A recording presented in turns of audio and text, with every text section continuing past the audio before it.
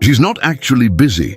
She's paying attention to how far you're willing to chase. Let's be honest for a moment. When she never texts or calls first, yet still replies just enough to keep your hope alive, it starts to play with your mind. You begin checking your phone constantly, like it's tracking your pulse. You send one more message. You keep the conversation going.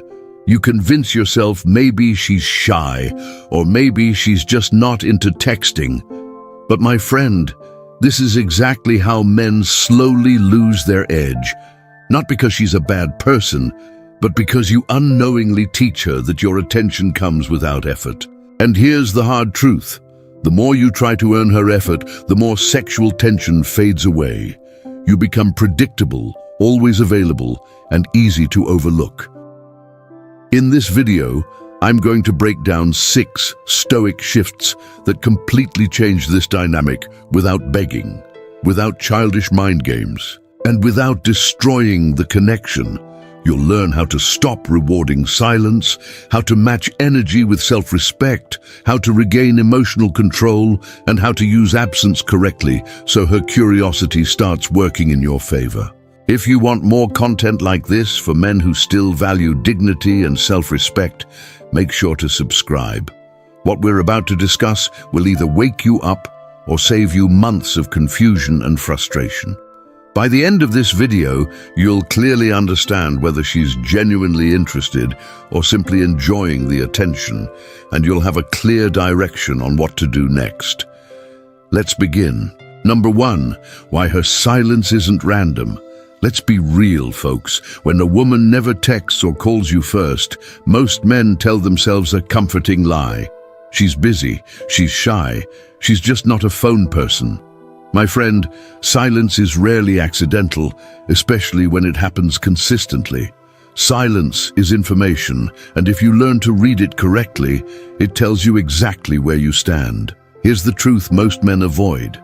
If she replies when you reach out, but never initiates, she's letting you do the emotional labor, not because she's cruel, but because the dynamic allows it. Attention flows in one direction, and over time, value flows with it. Let me give you a real example. Brian is 46 from Texas, divorced, stable, good shape, thoughtful guy. He meets Lisa, 39, through a mutual friend. The chemistry is decent. She laughs at his jokes, responds to his texts, and never fully disappears. But she never reaches out first, ever. Brian notices the pattern, but instead of stepping back, he leans in.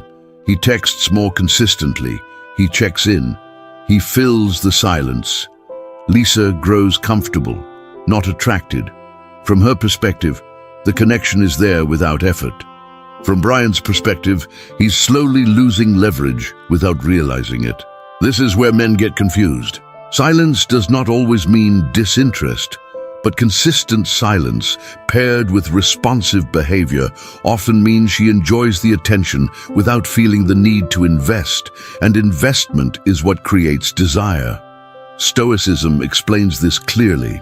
Epictetus taught that if you give control of your emotions to another person, you become their servant. When you chase silence, you surrender emotional control. And once that happens, attraction starts to tilt away from you. Lisa is not consciously testing Brian. She's responding to the structure of the interaction. Brian initiates. Brian maintains. Brian carries. So Lisa relaxes into a passive role. Desire does not grow in comfort alone. It grows in tension and reciprocity. Now here's the key point. Her silence is not random, but it's also not permanent. It reflects the pattern you're allowing. When a man consistently rewards silence with effort, silence becomes her default. Marcus Aurelius reminded himself to observe things as they are, not as he wishes them to be. If she wanted to initiate, she would. Not all the time, but sometimes. When she never does, that absence is a signal. Brian eventually notices something else. When he pulls back slightly, the energy shifts. Lisa takes longer to reply. She asks fewer questions. That reaction tells him everything. The connection only existed because he was fueling it. This realization is uncomfortable, but it's powerful. Silence reveals truth. It shows whether interest stands on its own or needs constant support. Here's what matters. You don't fix this by demanding effort or confronting her. You fix it by changing what you reward. Silence should not be met with more chasing. It should be met with calm self-respect. If you've ever found yourself carrying the entire conversation while telling yourself it's normal, comment this below. I see the pattern. Stick with me, because in the next part, we'll talk about the exact mistake men make that destroys their value the moment they notice her silence, and how to avoid it without drama or games. Number 2, the mistake that kills your value. Let's be honest, folks. The mistake that destroys your value faster than anything else is trying to fix her silence. The moment you notice she never initiates, most men panic internally. They feel uncertainty, and instead of sitting with it, they rush to erase it. That reaction is where value collapses. Here's the core problem. Men treat silence like a problem to solve, not a message to read.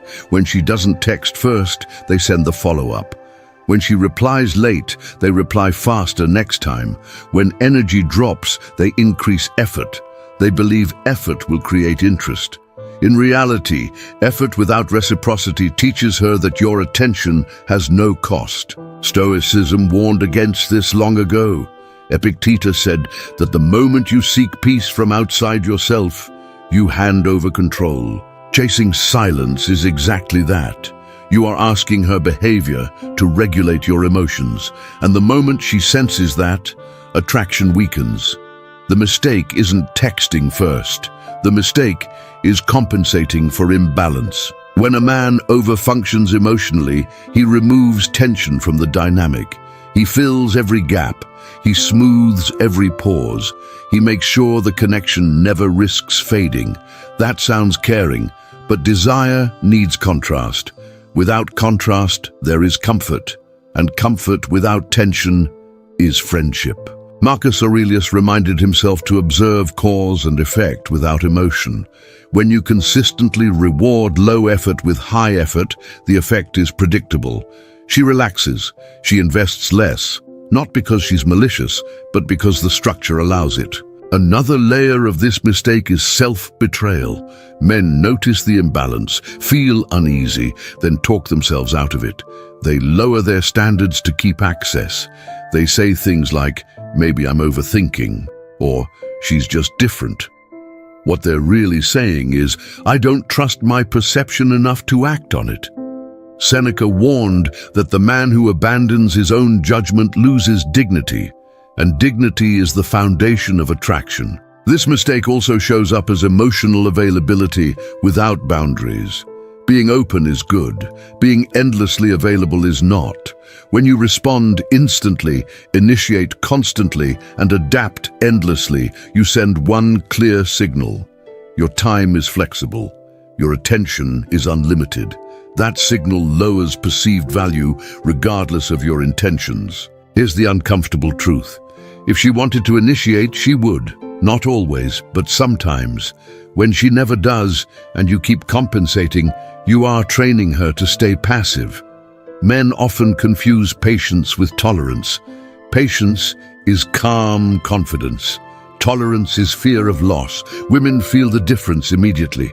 Stoicism teaches restraint, not withdrawal, not punishment, restraint. Marcus Aurelius wrote that strength is shown in self-command, not force.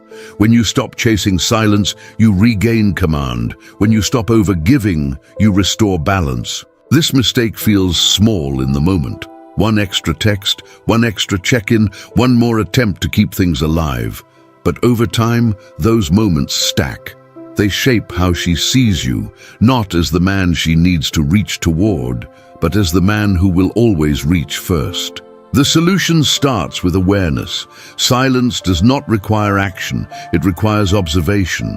When you stop fixing, you start seeing clearly.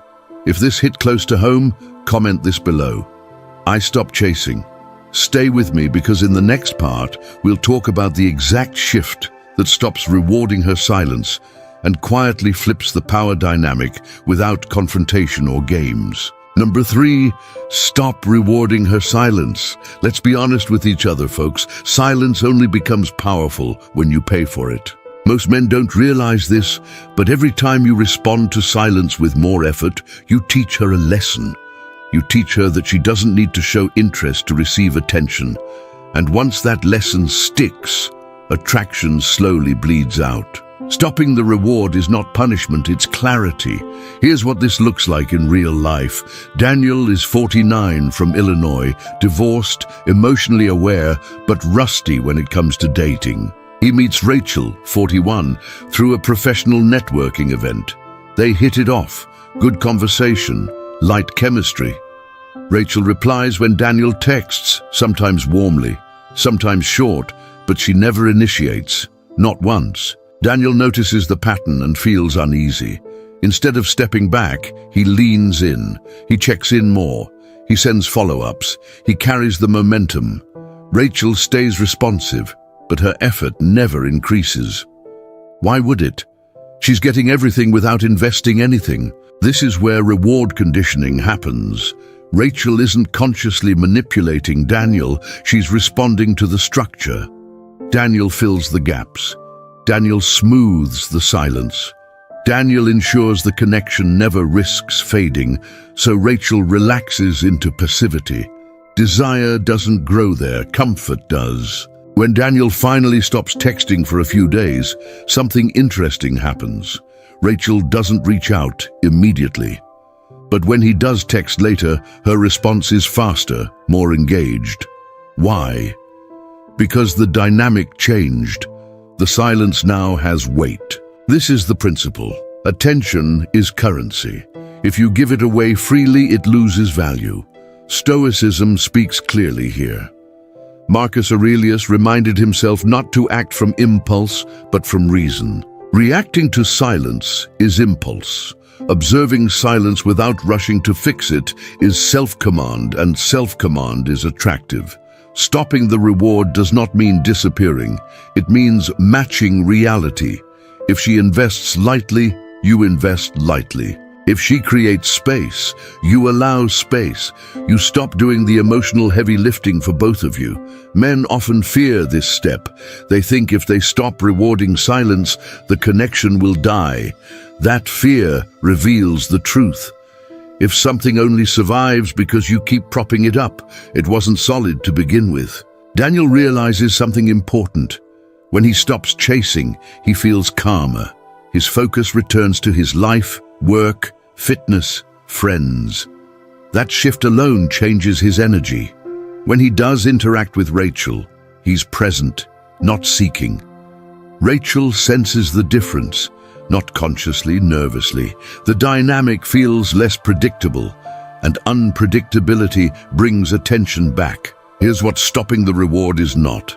It's not ghosting, it's not manipulation, it's not acting cold, it's simply removing excess effort. You respond when it makes sense. You initiate when you want to, not when you're anxious. Seneca warned that men exhaust themselves by investing in things that do not return value. Relationships are no different. Energy should flow both ways, or it stagnates. When you stop rewarding silence, you give the dynamic a chance to reveal the truth. Either she steps forward or she fades. Both outcomes give you clarity, and clarity is power. Daniel no longer wonders where he stands. He watches behavior instead of chasing reassurance. That shift restores his self-respect, and self-respect is the foundation of attraction. If you've been carrying conversations while telling yourself it's normal, comment this below.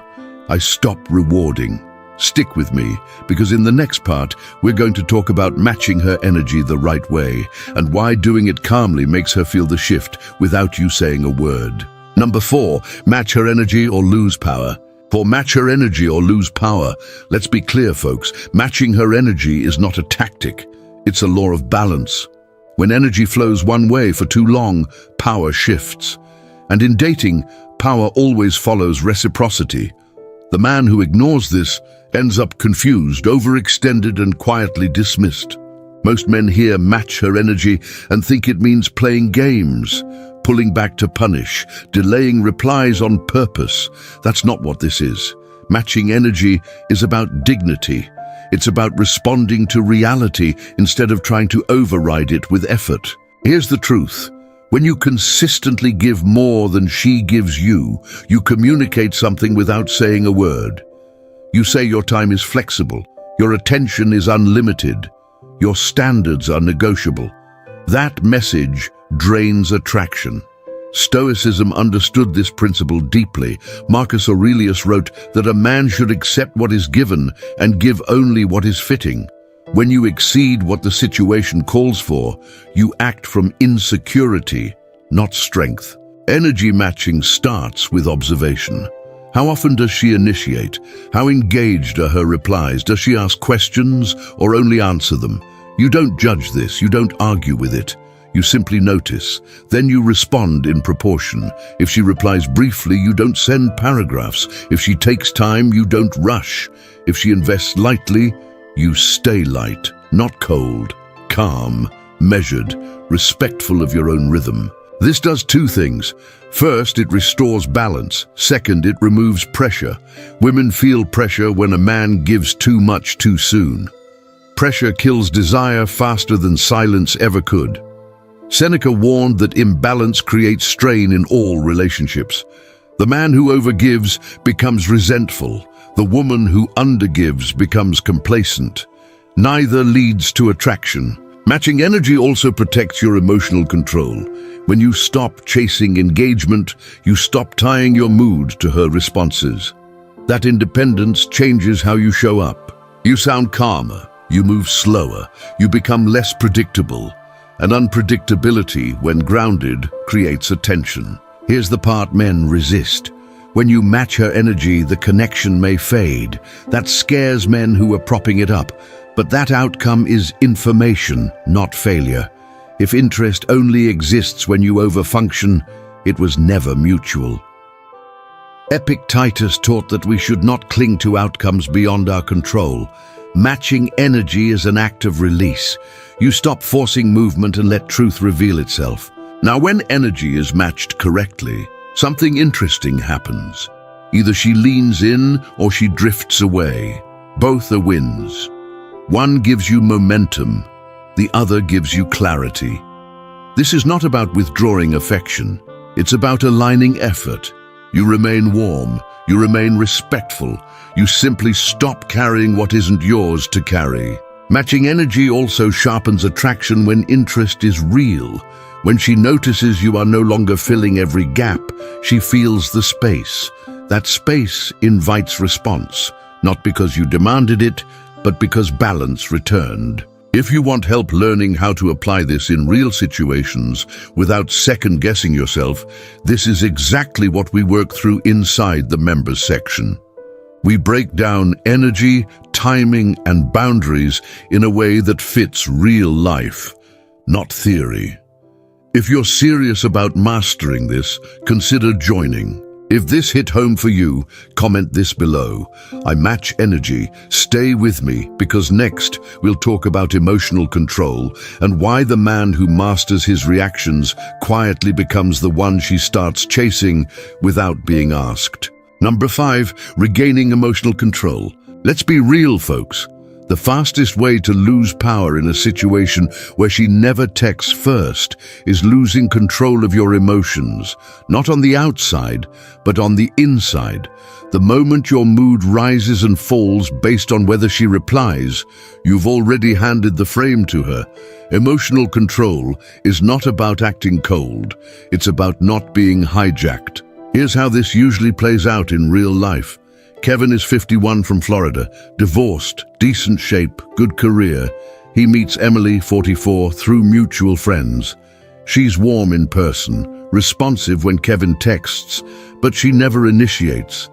Kevin tells himself he's fine with it, but every time he sends a message, he waits. He checks his phone. He rereads her replies. His day quietly revolves around her response. That's the loss of emotional control. Emily hasn't done anything wrong, but Kevin has unknowingly tied his emotional state to her behavior. When she replies quickly, he feels confident. When she takes hours, he feels unsettled. That inner swing changes how he shows up. His messages get longer, his tone gets softer, his energy gets heavier. Women feel this shift instantly. Regaining emotional control starts with one hard truth. Her response is information, not validation. The moment you use it to regulate your self-worth, you lose your center. Stoicism teaches this clearly. Epictetus said that if you are disturbed by something external, it is not the thing itself, but your judgment about it. Kevin isn't disturbed by Emily's silence. He's disturbed by what he tells himself it means. When Kevin steps back and notices this pattern, he does something important.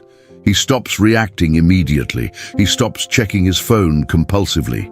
He returns his focus to his routines: gym, work, friends, sleep. His nervous system begins to stabilize. And here's the shift. When he does text Emily, he's no longer seeking relief. He's simply communicating. That difference changes everything. Emily notices Kevin's tone feels lighter, less effort, less emotional weight. He's still warm but not leaning. The dynamic subtly resets because Kevin reclaimed his internal authority. Emotional control also means accepting uncertainty. Most men try to eliminate uncertainty as fast as possible. They text to clarify. They explain to feel safe. But uncertainty is where attraction lives. When you can tolerate it calmly, you signal strength. Marcus Aurelius reminded himself to remain steady, whether praised or ignored. That steadiness is rare, and rarity creates value. Kevin also learned something else. When he no longer chases emotional reassurance, he sees Emily more clearly. He notices her patterns without projecting hope onto them. That clarity gives him choice: stay, adjust, or walk away. Power always returns when choice returns. Regaining emotional control does not guarantee she will chase you. That's not the point. It guarantees you stop abandoning yourself to keep the connection alive. And paradoxically, when a man stops needing a woman's response to feel okay, women often feel that shift as relief. There is no pressure to manage his emotions, no fear of disappointing him. That freedom can reignite interest. Kevin doesn't become distant, he becomes centered. And centered men feel different. If you've ever caught yourself waiting on a reply to decide how you feel, comment this below. I regain control. Stay with me, because next we're going to talk about how absence, when used correctly, does the emotional work for you without saying a word. Number 6, how absence reignites desire. Let's clear this up, folks, because absence is one of the most misunderstood forces in attraction. Absence does not create desire by itself. It reveals desire that already exists. When men use absence correctly, it works quietly. When they use it incorrectly, it feels manipulative or desperate. The difference is emotional control. Most men think absence means disappearing to trigger panic. That's not what reignites desire. That kind of absence feels sharp and confusing. Real absence feels natural. It comes from a man who has a full life and does not need constant contact to feel secure. Desire needs contrast. Without contrast, everything blends together. When you are always available, always responsive, always initiating, there is no edge. Your presence becomes background noise. Absence reintroduces shape. Stoicism understood this principle deeply. Marcus Aurelius reminded himself that nothing has value without limits. When something is always present, it is no longer felt. When it is measured, it is appreciated. Attention works the same way. Here's the key point. Absence is not something you do to her. It's something you allow for yourself. When you stop filling every gap, you allow space to form. Space invites reflection. Reflection invites curiosity. Curiosity is where desire starts breathing again. Most men sabotage this by announcing their absence. They pull back dramatically, they go cold, they wait for a reaction that is still chasing, just inverted. Women sense the agenda behind it, and the effect collapses. Clean absence has no announcement and no expectation. You simply stop overextending. You respond instead of initiate constantly. You let conversations end instead of forcing them to continue. You allow silence without anxiety. Seneca warned that the man who cannot tolerate stillness is ruled by impulse. If you can't sit with silence, absence will feel painful instead of powerful. But when you are calm, absence becomes grounded. Another important truth: absence works only after presence. If your presence was shallow, absence feels like relief. If your presence was grounded, absence feels noticeable. This is why some men disappear and nothing happens. There was nothing substantial to miss. Stoicism teaches preparation before action. If your presence is calm, respectful, and non-needy, absence amplifies it. If your presence was anxious, absence just confirms instability. Absence also shifts emotional labor. When you stop carrying the interaction, the dynamic rebalances. She either steps forward or she doesn't. Both outcomes give you truth, and truth restores your power. Here's what absence does internally. It breaks the habit of checking, waiting, hoping. Your nervous system resets. You reclaim your attention. That internal shift is felt externally, even if no words are exchanged. Marcus Aurelius wrote that a man should withdraw into himself often, not to escape, but to restore order. Absence is that withdrawal in relationships. It's not punishment, it's regulation. Women are drawn to men who are not always reachable because reachability signals boundaries. Boundaries signals self-respect. Self-respect signals value. Absence also protects dignity. You are no longer negotiating interest through effort. You are observing it through behavior. When interest is real, absence does not kill it. It sharpens it. This is why absence reignites desire when done correctly. It removes pressure. It restores contrast. It allows choice. And choice is essential for genuine attraction. If you disappear and feel frantic, you're not ready for absence. If you step back and feel calm, you're using it right.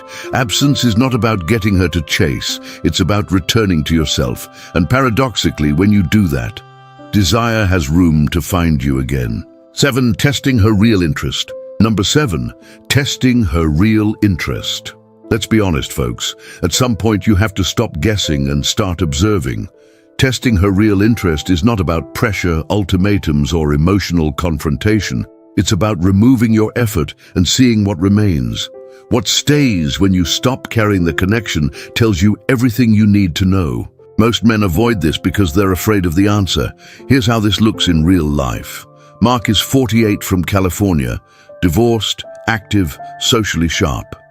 He's been talking to Natalie, 42, for a few weeks. Natalie never texts first, but she replies consistently.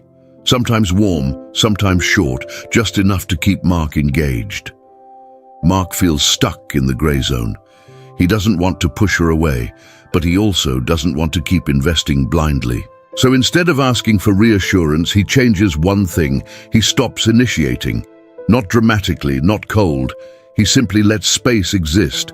For 2 days, nothing happens. Mark feels the urge to reach out, but he doesn't. On the 3rd day, Natalie sends a short message. Casual, no apology, just checking in. That moment answers the question. Interest exists, but it requires space to surface. Now compare that to another situation Mark experienced months earlier with a different woman. Claire, 45. Same pattern. Mark stopped initiating. Silence followed. Days passed, then weeks. Claire never reached out. That wasn't rejection, that was clarity. This is the test. Testing her real interest means stepping back just enough to see if she steps forward. You're not forcing movement, you're removing support and watching behavior. If interest collapses the moment you stop carrying it, it was never mutual. Women don't experience this as punishment. They experience it as a shift. When you stop filling the emotional space, the dynamic either rebalances or dissolves. Both outcomes serve you. Men often sabotage this test by announcing it. They say things like, "I'm going to give you space," or "let me know when you're ready." That adds pressure and reveals expectation. Real testing is silent, calm, unemotional. Mark notices something else with Natalie. When she reaches out, her tone is different, more engaged, more present. Why? Because now she's investing, and investment changes perception. When she invests, she feels more connected. That's human psychology. Here's the important part. Testing interest also tests you. Can you tolerate not knowing? Can you sit with silence without fixing it? Can you accept an answer you might not like? If you can't, you're not ready for clarity. You're still negotiating from fear. Mark realizes that even if Natalie had never reached out, he would have gained something valuable. He would have stopped wasting energy on uncertainty. He would have reclaimed his attention. That alone is a win. Testing interest is not about making her chase. It's about seeing whether she chooses. Chasing is effort. Choosing is desire. Natalie's message doesn't mean she's fully invested. It means the door isn't closed. That's enough for Mark to proceed slowly without overgiving. He doesn't reward the past imbalance. He stays grounded. Claire's silence taught Mark something just as important. He had been filling a gap that didn't want to close. Letting it go saved him months of confusion. This is why testing interest matters. It removes illusion. It replaces hope with evidence. Evidence gives you power. If you've ever been stuck in the gray zone, carrying a connection that never moved forward, comment this below. I choose clarity. Stay with me, because next we're going to talk about the moment everything shifts when you raise your standards and why. That's when women either step up or disappear for good. 8. When she finally feels the shift. Let's be real, folks. There is a moment when everything changes, and it has nothing to do with what you say to her. It happens when your internal state shifts, when you stop chasing, when you stop fixing, when you stop organizing your emotions around her responses. That's when she feels it. Women don't respond to explanations, they respond to energy. When you regain emotional control, match her effort, and allow absence without anxiety, something subtle happens. The dynamic rebalances, the pressure disappears, and that absence of pressure is often what wakes her up. This is the part most men don't expect. You don't announce the shift, you don't warn her, you don't explain yourself, you simply change how you show up. And because women are far more sensitive to emotional contrast than words, she notices immediately. Stoicism explains this well. Marcus Aurelius wrote that the best revenge is not to be like the one who wronged you. Applied here, the best response to imbalance is not reaction, but self-command. When you stop reacting, the environment around you reorganizes. She feels the shift as freedom first. There's no longer a sense that she must reply to manage your mood, no pressure to maintain momentum, no unspoken obligation. That freedom feels relieving, and relief is often the first step toward renewed curiosity. Then something else happens. Contrast returns. Before, your attention was constant, predictable, always available. Now your presence feels earned, not guaranteed. That doesn't feel threatening, it feels intriguing. Seneca warned that what is given without limit loses its worth. When you place limits on your energy, value reappears. This is why many women start reaching out after a man genuinely pulls back. Not because he manipulated them, but because the dynamic finally reflects balance. Interest, when it exists, needs room to move. You gave it room. Another important point. When she feels the shift, she may not respond the way you expect. Some women lean in, others become cautious. Some test again. None of these reactions are bad. They are information. Stoicism teaches us to welcome information without attachment. Epictetus said, "We should not demand that events happen as we wish, but wish them to happen as they do." When you accept her response without trying to steer it, you stay in control. This is also where many men self-sabotage. They notice her increased interest and rush back into old patterns. They overextend again. They seek reassurance again. They explain the shift, and the moment collapses. The power was never in the absence. It was in the calm. behind it. When the shift is real, it feels boring on the inside, calm, neutral. You're not waiting, you're not hoping, you're just living. That neutrality is what makes the change stick. She may start initiating lightly. She may ask questions again. She may check in more often. Or she may fade completely. All outcomes are wins when you're grounded, because none of them control you. Marcus Aurelius reminded himself that external behavior is neither good nor bad, only our judgments about it. When you stop judging her responses as validation or rejection, you stop being emotionally hooked. Here's the deeper truth. The shift is not about getting her to chase. It's about you returning to yourself. And when you do that, women feel it as strength, quiet strength, the kind that doesn't ask for attention but receives it naturally. If this made sense to you, comment this below. I feel the shift. Stay with me, because in the next part we're going to talk about the final turning point. Raising your standards and why. That's when everything becomes clear, one way or the other. Raising your standards changes everything. Number 9, raising your standards changes everything. Let's be real, folks. Nothing flips the dynamic faster than raising your standards. Not announcing them, not lecturing about them, living them. The moment you stop tolerating imbalance, everything around you reorganizes, including her behavior. Most men think standards are about demands. They're not. Standards are about what you continue to invest in and what you quietly step away from. They're enforced through action, not conversation. Here's how this plays out in real life. Thomas is 56 from Washington State, divorced for 3 years, stable, thoughtful, and emotionally intelligent. He meets Angela, 47, through a shared social circle. Angela is engaging, attractive, and inconsistent. She replies when Thomas reaches out, but she rarely initiates. She cancels plans last minute, once or twice. Nothing dramatic, just enough to keep things uncertain. Old Thomas would have adjusted. He would have made himself more flexible. He would have told himself not to be too rigid. But this time, something is different. Thomas notices how he feels slightly uneasy, slightly undervalued. So he raises his standards internally. He doesn't confront Angela. He doesn't complain. He simply stops over-accommodating. When she cancels last minute without a solid reason, he doesn't reschedule immediately. When she replies with low energy, he doesn't compensate with enthusiasm.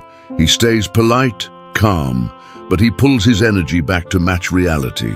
Angela feels this shift quickly. From her perspective, Thomas hasn't become cold. He's become less available, less predictable, less eager. That creates contrast. Before, his attention was guaranteed. Now it's conditional on mutual effort. This is where standards do their work. Angela has 2 choices, step up or step out. And here's the important part. Thomas is okay with either. That emotional neutrality is the signal. He is no longer negotiating for interest. He's selecting for it. Stoicism speaks directly to this. Epictetus said that if you wish to be respected, you must first respect yourself. Tolerating imbalance is self-disrespect. Raising standards is self-alignment. Angela tests the new dynamic. She reaches out first one evening. She suggests a plan. Thomas agrees, but he doesn't rearrange his life to make it happen. He shows up grounded, present, unbothered. Angela feels something shift inside her, not fear, awareness. She realizes Thomas is not chasing connection, he's choosing it. Now let's be clear, raising standards doesn't guarantee she'll step up. Sometimes she won't, sometimes the connection fades. That's not loss, that's filtration. Thomas notices something important, but either way, his anxiety disappears. He's no longer wondering where he stands. His time feels respected again. That alone is worth the shift. Many men avoid raising standards because they fear being alone. They tolerate inconsistency because it feels safer than starting over. But as Seneca warned, the man who fears loss more than self-betrayal will always live beneath his potential. Raising standards also recalibrates how women perceive you. A man with standards signals abundance.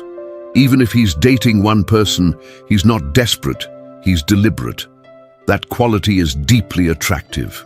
Angela eventually steps forward more consistently, not because Thomas asked her to, but because the environment changed. Effort now matters. Interest now has consequence. And if she hadn't stepped up, Thomas would have walked calmly without resentment.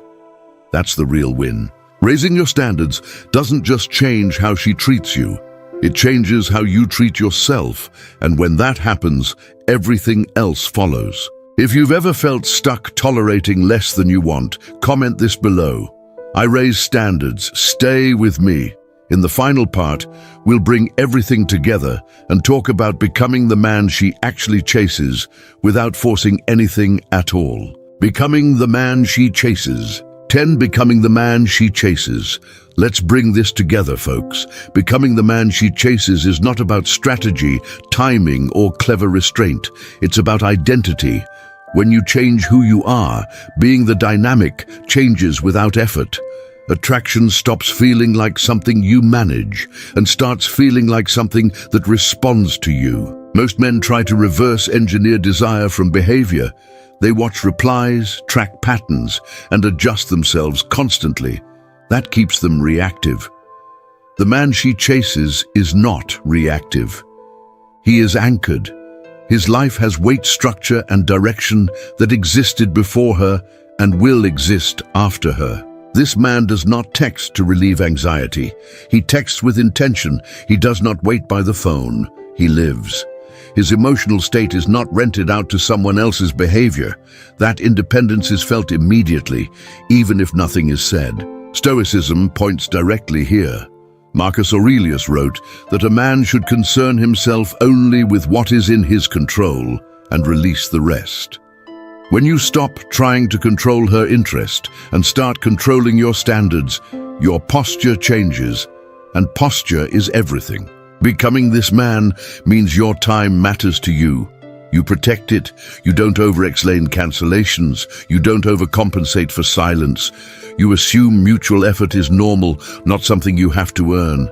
That assumption alone separates you from most men. It also means you are comfortable with loss. Not in a dramatic way, but grounded. You understand that if someone fades when you stop carrying the connection, they were never aligned with you. That acceptance removes fear, and fearlessness is attractive. This man does not confuse desire with attachment. He enjoys chemistry without clinging to it. He allows attraction to build without rushing outcomes. He understands that real interest grows in space, not pressure. Seneca warned that the man who needs outcomes to feel secure is already defeated. The man she chases enjoys the process without grasping for guarantees. That calm enjoyment creates polarity. Another key shift is self-trust. You trust your read of situations. If something feels off, you don't argue yourself out of it. You adjust your behavior quietly. You don't demand explanations. You let actions speak. That decisiveness communicates strength. This identity also brings consistency. You don't swing between intense and distant. You don't mirror every mood. You remain steady. That steadiness becomes a reference point. People lean toward what feels stable.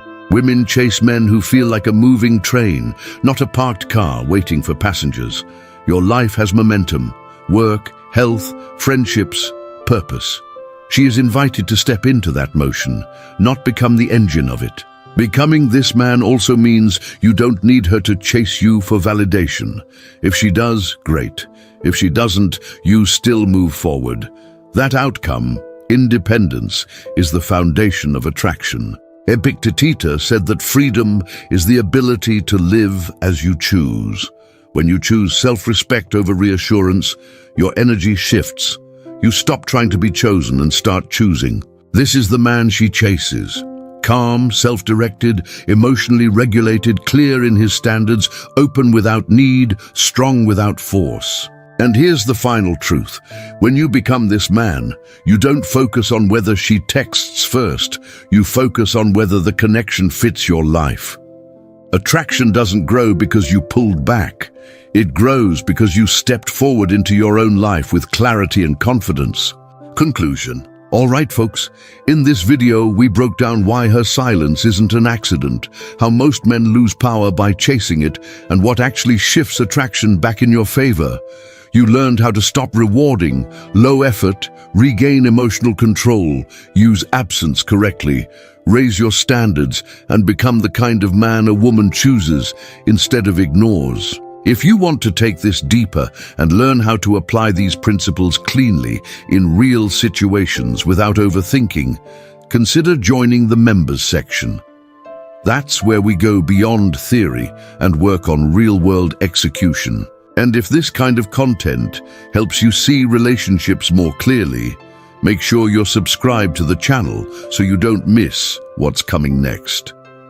Thanks for spending your time with me today.